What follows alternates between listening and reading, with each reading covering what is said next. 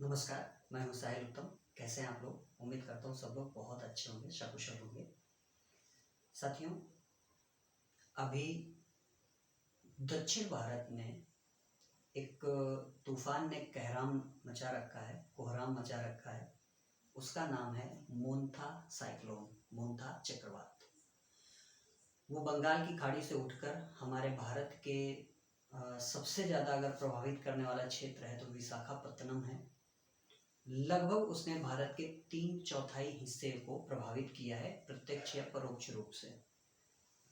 तो आइए समझने का प्रयास करते हैं कि चक्रवात क्या होता है, चक्रवात कैसे बनता है, चक्रवात का नामकरण कैसे होता है। ये सभी चीजें जानने का प्रयास करेंगे।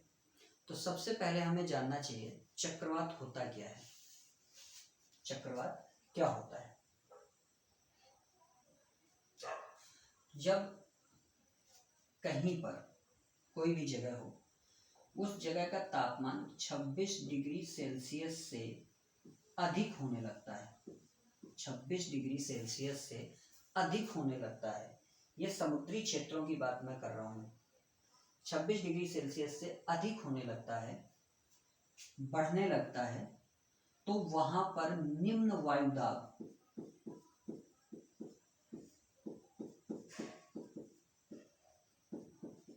वायुदाब की स्थिति होती है। निम्न वायुदाब बनता है तो हवा ऊपर उठती है, यानी हवा गर्म हुई तो हल्की होकर ऊपर उठती है। अब हल्की होकर हवा जब ऊपर उठेगी तो यहाँ की जगह खाली हो जाएगी और यहाँ की जगह भरने के लिए आसपास की ठंडी हवा उस तेजी से आती है। और जब तेजी से आती है तो हवा आपस में टकरा कर घूम जाती है, और जब घूमती है तो वही स्थिति साइक्लोन बनाती है। वही स्थिति साइक्लोन बनाती है, यानी चक्रवात बनाती है। और चक्रवात के केंद्र में निम्न वायुदाब होता है। चक्रवात के केंद्र में निम्न वायुदाब होता है। और जब ये तेजी से ऐसे घूमने लगती है तो फिर हवा उसके साथ घूमते हुए उसकी स्पीड को, उसकी गति को लगातार बढ़ाती जाती है। ठीक है। अब जब ये स्थिति बन गई तब क्या हुआ कि यहां से तो ये बॉन्डर उठ के चल दिया कहीं पर किसी एक दिशा में। जिस तरफ उसको निम्न वायुदाब मिलता जाएगा वो उसी तरफ की गति को पकड़ते हुए आगे बढ़ने लगेगा।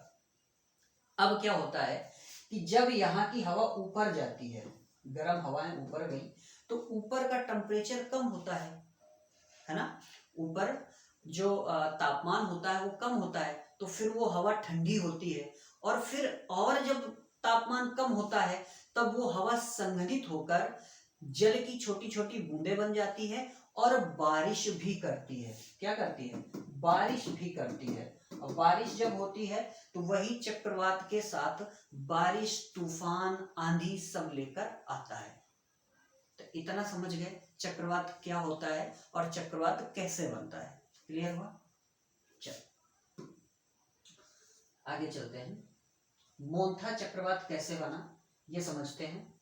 तो देखिए इसमें लिखा है, इसकी उत्पत्ति बंगाल की खाड़ी के दक्षिण पूर्व में बने एक सुस्पष्ट निम्न दबाव क्षेत्र से हुई है। बंगाल की खाड़ी से, ये हमारा भारत है, इस तरह से भारत बनेगा। तो यहाँ पे ये वे ऑफ बंगाल है, यहाँ पर कहीं पर निम्न वायुदाब वाली स्थिति हुई होगी और यहीं से चक्रवात बना और आगे बढ़ते हुए इस तरह से उसने हलचल उठाई।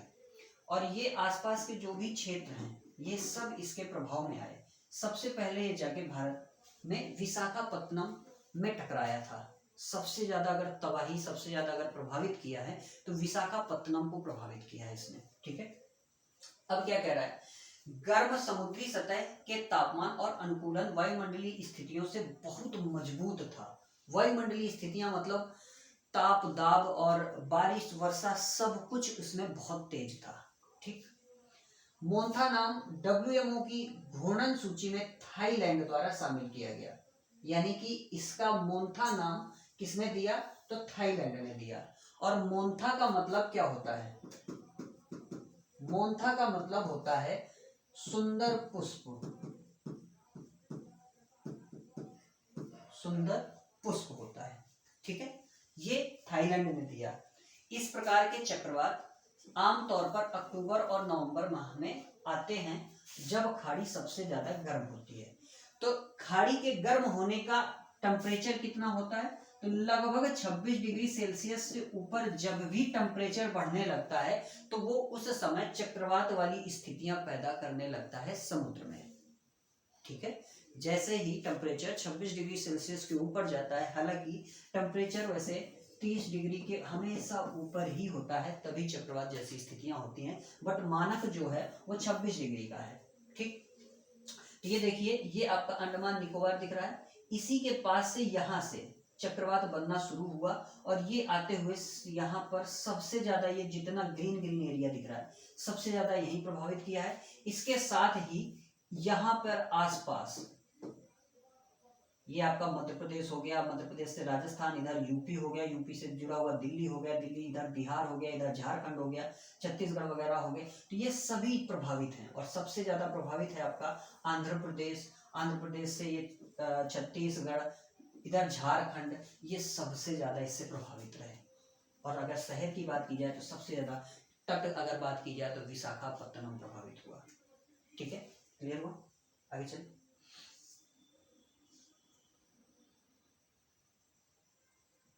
कह रहा है चक्रवात का नाम, तो चक्रवात का नाम मोंथा है। अर्थ इसका होता है सुगंधित फूल या सुंदर फूल। संभावित तिथि 28 या 29 अक्टूबर 2025 से सबसे ज्यादा प्रभाव में है। नामकरण थाईलैंड द्वारा। स्थान दक्षिण पूर्व बंगाल की खाड़ी में निम्न वायु दाब वाले क्षेत्र से हुआ। संभावित टकराव क्षेत्र आंध्र प्रदेश तट। आंध्र प्रदेश में तट अगर पूछे तो आप लोग कह सकते हैं विशाखापत्तनम। कौन सा तट? विशाखापत्तनम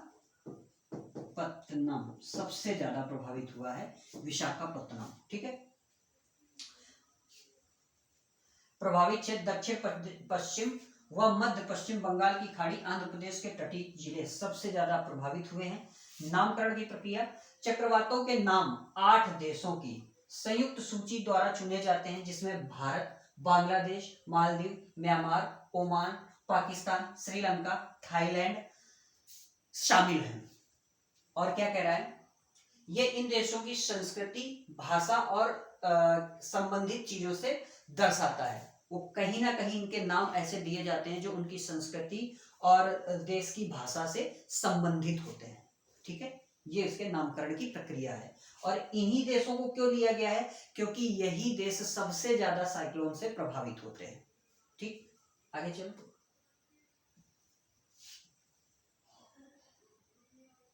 देखिए, ये तो आप देख ही चुके हैं, यहां से उठना शुरू हुआ था और इसके बाद धीरे धीरे बढ़ते हुए इतना ज्यादा प्रभाव में, सबसे ज्यादा ये जो ग्रीन एरिया है सबसे ज्यादा प्रभावित ये है, फिर ये प्रभावित है, फिर ये प्रभावित है, और लहर इसकी धीरे धीरे सब जगह पहुंची हुई है। ठीक, अब अपेक्षित प्रभाव क्या है, क्या क्या इसने क्या क्या किया है? तेज हवाएं पेड़ों को उखाड़ देती हैं, बिजली लाइनों को नुकसान पहुंचाती हैं, ये प्रभाव है। इमारतों को कमजोर कर देती हैं, जिससे चोट लगती है, मौतें होती हैं। ठीक है, तीव्र वर्षा होती है, बाढ़ आ सकती है, व्यापक संपत्ति का नुकसान होता है। भाई आंधी पानी आएगा, बारिश आएगी तो टकराव होगा, बहुत ज्यादा नुकसान होता है। तूफानी लहरें समुद्र जल को अंतर्देशीय धकेल देती हैं, तटों को नष्ट करती हैं, मीठे पानी के स्रोतों को दूषित करती हैं। भाई समुद्र का पानी जब आएगा तो नदियों में टकराएगा या मीठे पानी के जो स्रोत होंगे वहां पे जाएगा तो उनको दूषित कर देता है।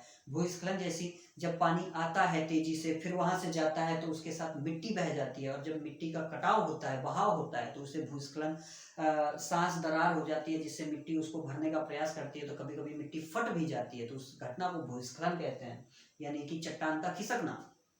ठीक है, भूस्खलन, संतृप्त मिट्टी भूस्खलन को बढ़ावा देती है, जिससे बस्तियां नष्ट हो जाती हैं। जब चट्टानें खिसकेंगी तो जो घर होंगे, लोग होंगे, वो नष्ट होंगे, है ना, तो वो नष्ट हो जाती है, बाढ़ की स्थिति और खराब हो जाती है। ये इसके अपेक्षित प्रभाव है। ठीक है, आगे चलते हैं। कह रहा है बंगाल की खाड़ी चक्रवातों के प्रति अधिक संवेदनशील क्यों है?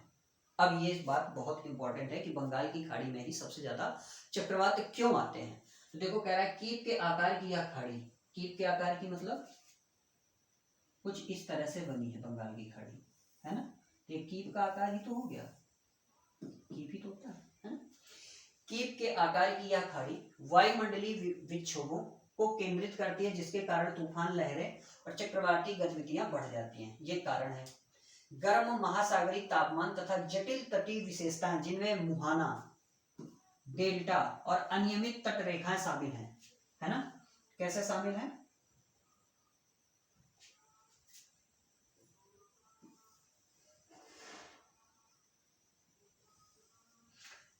यहाँ पे आपका डेल्टा भी है, मुहाना भी है, और इसके बाद ये सभी अनियमित तट रेखाएं, यहाँ तक तट रेखाएं ही तो हैं, ये सब शामिल है।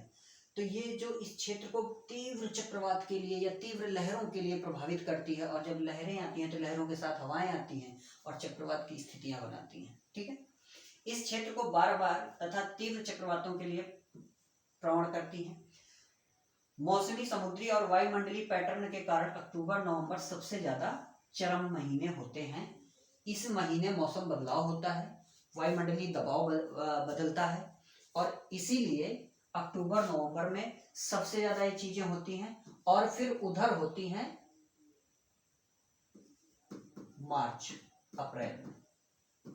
हालांकि वहां पे रेशियो कम रहता है क्योंकि धीरे धीरे मौसम गर्म होता है, यहाँ पर मौसम धीरे धीरे ठंडा होता है, तो फिर यहाँ पे ज्यादा प्रभाव दिखता है। ठीक। नामकरण और वर्गीकरण क्या कह रहा है?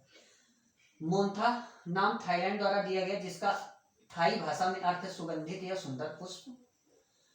हिंद महासागर के क्षेत्र में जब कोई तूफान चक्रवाती तूफान की श्रेणी में पहुंच जाता है तो भी उसे नाम दिया जाता है। यानी कि जब वो चक्रवाती तूफान की श्रेणी में कोई भी तूफान हो पहुंचता है तब उसका नामकरण किया जाता है। नॉर्मल तूफानों का नामकरण नहीं होता है। नामों की सूची में विश्व मौसम संगठन WMO, ESCAP panel, tropical cyclone के सदस्य द्वारा मिलकर निर्धारित किया जाता है। नामकरण का उद्देश्य संचार को सरल बनाना है, रिकॉर्ड रखना है और जन जागरूकता को बढ़ाना है। नामकरण इसलिए किया जाता है ताकि ये जो संचार माध्यम है यानी बताने का तरीका है वो हम बताया जा सके कि हाँ मोन्था इस ईयर आया था, सबको याद रहे और उन चीजों को हम अच्छे से समझ पाए। ठीक है। रिकॉर्ड बनाना यानी रिकॉर्ड में रहेगा, और जन जागरूकता बढ़ाते हैं, मतलब लोगों के बीच में अवेयरनेस को बढ़ावा देता है। ठीक है।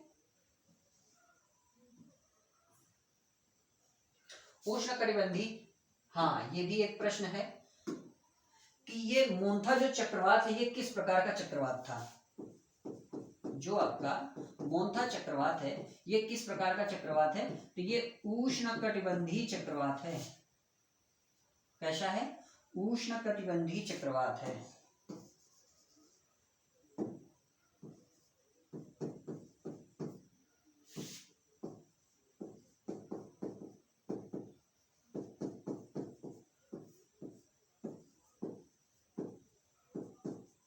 उष्णकटिबंधीय चक्रवात है। ठीक है। उष्णकटिबंधीय चक्रवात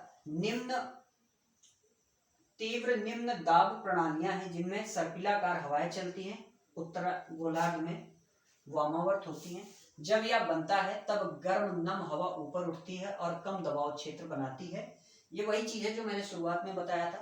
ऊपर उठती संघनित होकर गुप्त ऊष्मा मुक्त करती है जो चक्रवात को ईंधन प्रदान करती है। जरूरत होने पर समुद्र की सतह का तापमान 27 डिग्री सेल्सियस, मैंने 26 बताया था, 26 डिग्री सेल्सियस से ऊपर, है ना, 27 डिग्री सेल्सियस, निम्न ऊर्ध्वाधर पवन टकराना, प्रचुर मात्रा में नमी होना। ठीक है।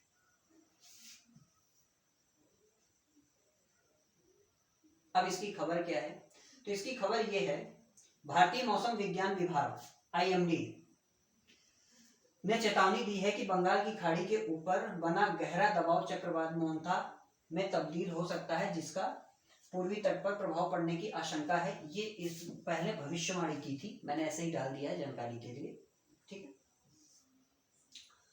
और ये था आपका चक्रवात मोन्था चक्रवात क्या होता है, कैसे चक्रवात बनता है, चक्रवात का नामकरण कैसे होता है, ये सभी जानकारी आपको दी गई है। उम्मीद करता हूं आपको ये पसंद आया होगा।